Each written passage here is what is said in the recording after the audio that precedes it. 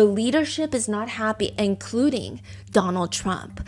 Trump attacks Massey on social media, calling him, quote, a real loser.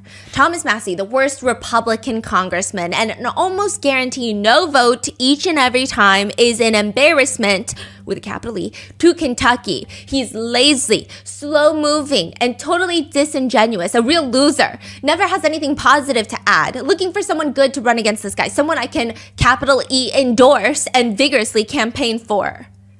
I don't know why embarrassment and endorse are capitalized E for Epstein, I guess, right?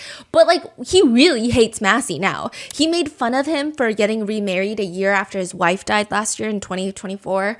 And Trump is posting online, boy, that was quick. No wonder the polls have him at less than 8% chance of winning the election. Anyway, have a great life, Thomas, and question mark? Because he doesn't know the new wife's name. His wife will soon find out that she's stuck with a loser.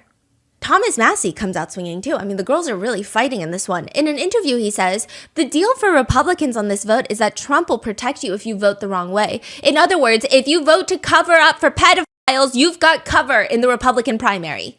The deal for Republicans on this vote is that Trump will protect you if you vote the wrong way. In other words, if you vote to cover up for pedophiles, you've got cover in a Republican primary.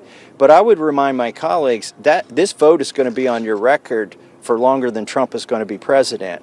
And what are you going to do in 2028 and 2030 when you're in a debate, either with a Republican or a Democrat, and they say, how can we trust you? You covered up for a pedophile back in, 2025. I will say that the MAGA base was having a hard time with this one, with a good chunk of MAGA, at least from what we could find online, siding with the Epstein Transparency Act.